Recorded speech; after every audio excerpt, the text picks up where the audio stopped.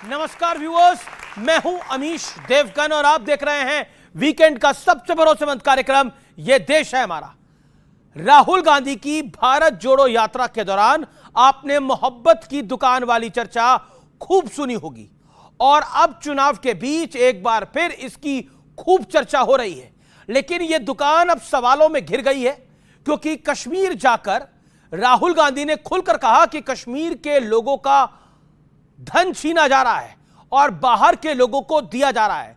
अब सवाल यह है कि राहुल गांधी किसे बाहरी बता रहे हैं, क्योंकि इसी बाहरी के मुद्दे पर कश्मीर में कई आप्रवासियों की हत्या की गई है। यहां तक कि कश्मीरी पंडितों को भी आप्रवासी माना जाता है।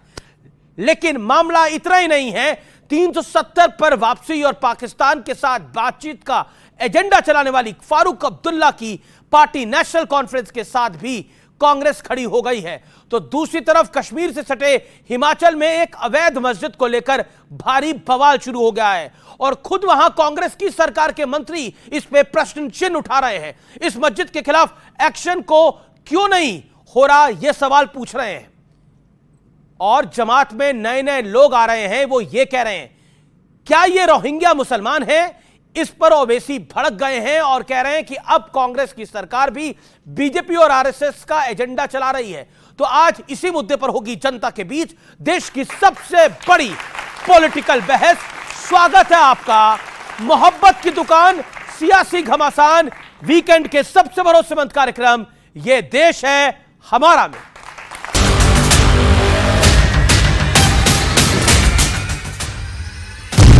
देश के इन राज्यों में जबरदस्त हलचल है। जम्मू कश्मीर में जोरदार सियासी एक्शन है।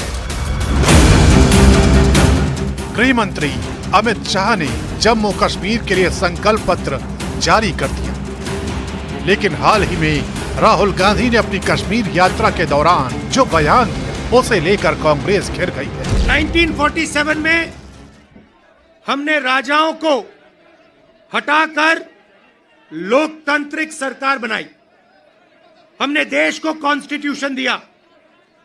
आज जम्मू कश्मीर में राजा बैठा हुआ है, उसका नाम एलजी है मगर वो है राजा।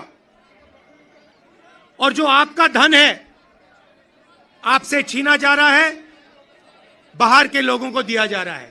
मैं राहुल गांधी जी को पूछना चाहता हूं कि आप देश की जनता के सामने और जम्मू कश्मीर की जनता के सामने स्पष्ट करें, आपका मौन धारण करने से कुछ नहीं होता। क्या नेशनल कॉन्फ्रेंस के एजेंडा के साथ कांग्रेस पार्टी सहमत है या नहीं है? सवाल है कि राहुल गांधी बाहरी किसे बता रहे हैं, क्योंकि बाहरी का मुद्दा उठाकर ही आतंकी कश्मीर में कई अप्रवासी मजदूरों को निशाना बना चुके हैं। लेकिन राहुल गांधी बार बार दोहरा रहे हैं कि बीजेपी नफरत फैला रही है और वो मोहब्बत की दुकान खोल रहे हैं। उनका काम नफरत फैलाने का है, हमारा काम मोहब्बत फैलाने का है। वो तोड़ते हैं, हम जोड़ते हैं। उधर हिमाचल के शिमला में एक अवैध मस्जिद को लेकर बवाल मच गया है। खुद कांग्रेस के मंत्री अनिरुद्ध सिंह आरोप लगा रहे हैं कि यहां महिलाओं का चलना मुश्किल हो गया है क्योंकि यहां गंदे कमेंट किए जाते हैं।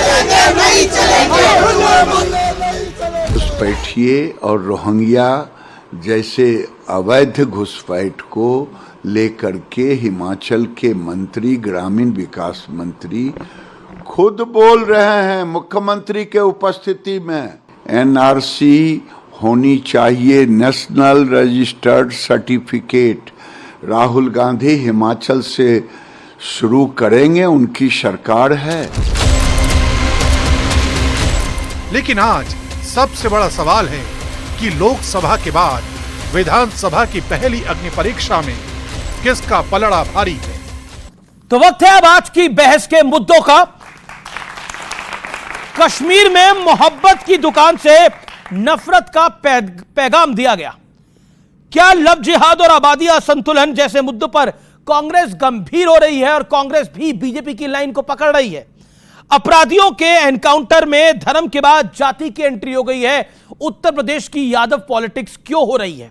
और विनेश फोगाट और बजरंग पुनिया की एंट्री से क्या कांग्रेस को बूस्टर डोज मिलेगा? और आंदोलन को लेकर भी सवाल खड़े होंगे। ये कुछ बड़े महत्वपूर्ण सवाल हैं, आज इनके जवाब ढूंढने का हम प्रयास करेंगे। मेरे साथ इस चर्चा न्यूज़ 18 इंडिया चौपाल, एक ऐसा मंच जहां जब जब बात निकलेगी तो सिर्फ दूर तक नहीं बल्कि दुनिया के कोने कोने में जाएगी, क्योंकि इस बार बात होगी भारत के वैश्विक महाशक्ति बनने के लक्ष्य पर। सरकार, समाज, सेलिब्रिटी और स्पोर्ट्स स्टार्स के साथ न्यूज़ 18 इंडिया चौपाल देखिए सिर्फ न्यूज़ 18 इंडिया पर।